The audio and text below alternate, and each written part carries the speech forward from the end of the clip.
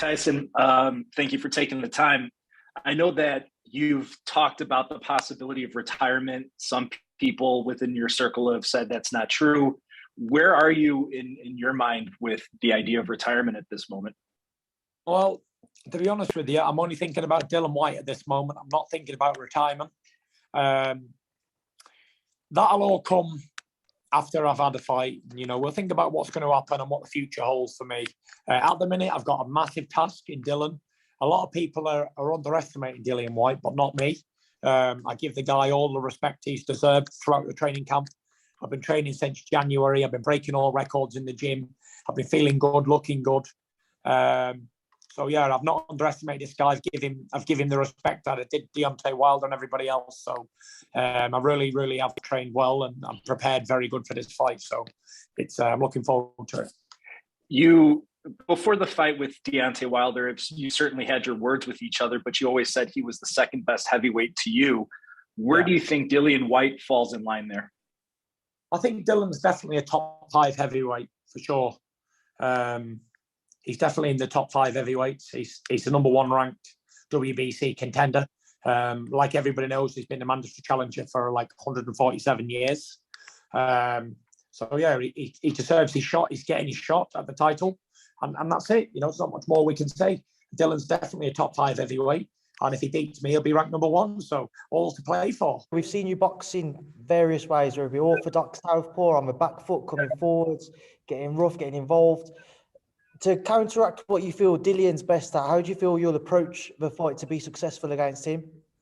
We'll make that decision as soon as the first bell goes. So it's up to Dillian, really. Whatever he wants to do, then we'll accommodate him, because that's what good champions do. We adapt to the situation, the environment that we're in.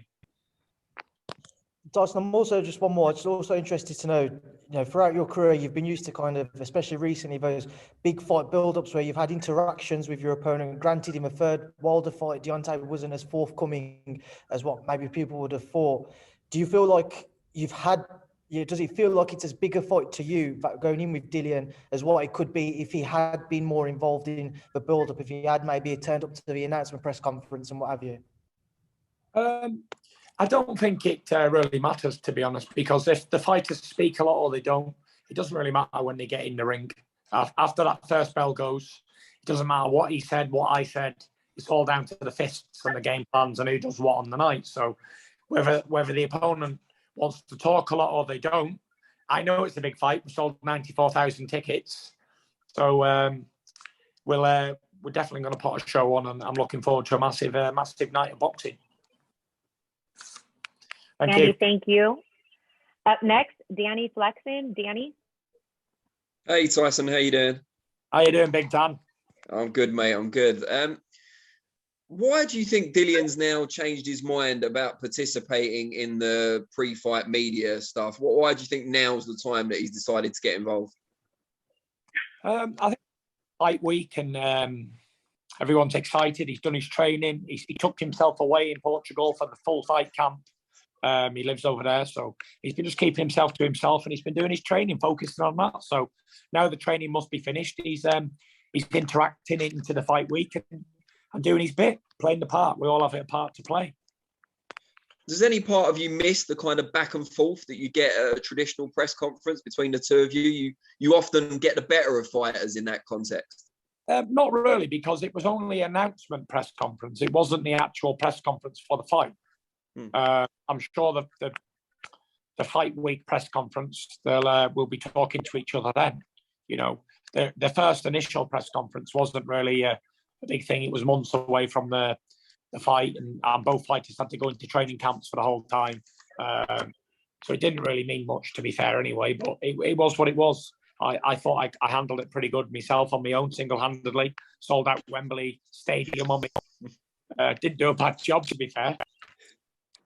Do you get anything from the face-offs? Because there's been a lot of talk about whether he'll participate in a face-off at the presser or the weigh-in. Do you take anything from the face-offs with your opponents? Not really, to be fair. It's all typical boxing stuff. You know, it's, what do we call it? It's like what boxers do. They stand up, they look at each other in the face, they get head to head. It's all the old cliche, isn't it? oh, don't look at me, whoever looks away first is a pussy, and all that sort of stuff. You know, it's, oh, you shove me, I shove you, I grab him by the throat. I actually think that fighters should have a massive sanction put on them by the boards when they start acting up at press conferences and weigh-ins, grabbing each other by the throat with no intentions of actually doing anything. Because they think that's what sells tickets. They think, like, if I get up at a press conference and grab a guy by the throat lightly, then, oh, that's what sells. But that's not what sells. People do this today because they can't talk. They've got zero talking ability. So they think that grabbing a guy's T-shirt is going to outsell a fight and get people interested. But it doesn't. It's actually pathetic.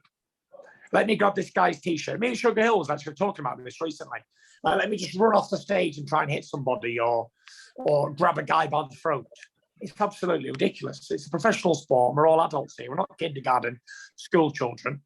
And the more I think about it, the more it makes sense for these the border control of the different countries to act, because I think it's out of order, all the childish behaviour around adult sporting events. This is the first fight where you'll have your dad present there in the arena.